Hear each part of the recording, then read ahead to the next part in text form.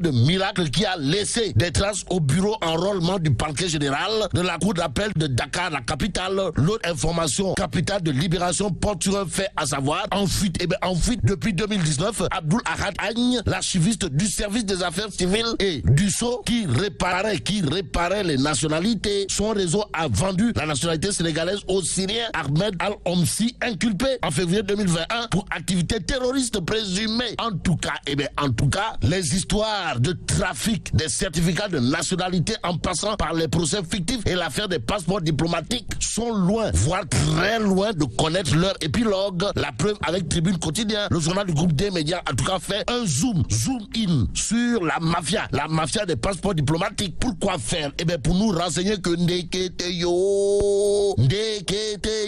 des laudateurs, des marabouts et entre autres des émigrés, sans oublier les copines, c'est-à-dire les gonzesses des hautes autorités servies. Vous le déconnez?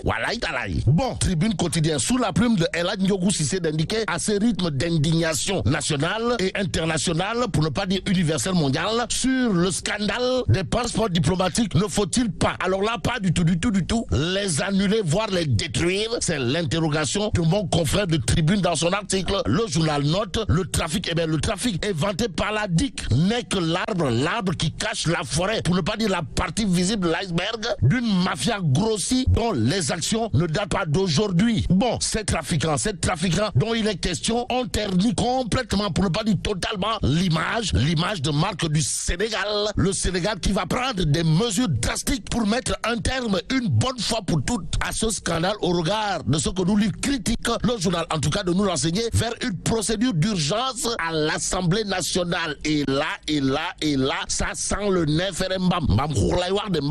Dans les cas, il y a des députés inculpés à tort ou à raison dans cette histoire de trafic de passeports diplomatiques. En tout cas, fin de privilège pour le couple Ouagué-Sall. Que retenir autour de cette procédure d'urgence à l'Assemblée nationale pour mettre un terme à ce banditisme qui ne dit pas son nom, sinon celui qui ne badine pas ou qui n'entend pas badiner, avec l'image de marque des institutions de la République en tant que commis de l'État. Si on en croit critique, c'est l'enfant de Cœur Magabel qui n'a jamais fait et jamais pensé à faire l'école buissonnière, comprenez Moustapha Niasse. Bon, passons à Sud Quotidien qui barre ça une interrogation Kouroubaïfal et Mbolne-Mouride. Il s'agit de quoi? En tout cas, événement meurtrier du mois de mars 2021. Une enquête au point mort. Voilà l'interrogation de Sud Quotidien ce matin. Pour l'instant, retenons tout simplement et tout bonnement ce que nous livre Sud Quotidien autour justement de cette histoire relative aux événements meurtriers du mois de mars 2021, à savoir des forces extérieures ont été pourtant identifiées et Maître Malik Sall, garde des Sceaux, ministre de la Justice, lui avait pourtant accusé des lutteurs. En attendant la suite justement de cette histoire d'événements meurtriers du mois de mars 2021, intéressons-nous au quotidien. Le quotidien, le journal au chapitre des locales parle de retrouvailles au sommet de la coalition Yewi Askadui. Il est question de quoi encore, Wai? Des retrouvailles Bamba Fall, Khalifa Sall.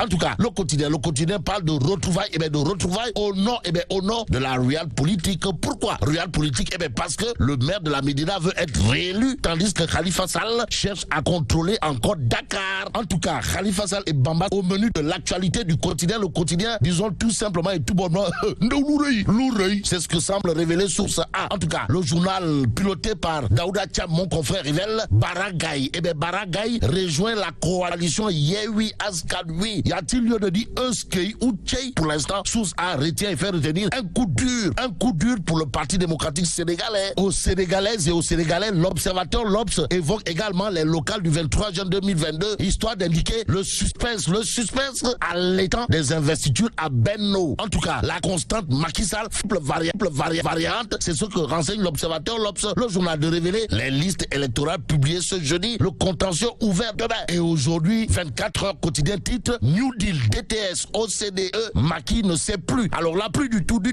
où donner de la tête. Badou, quoi qu'il en soit, l'évidence quotidien au chapitre toujours des élections locales révèle que celui qui est désormais sur le pied de guerre pour la conquête de la commune des Sicap Liberté, c'est Serge Ibrahima Malou.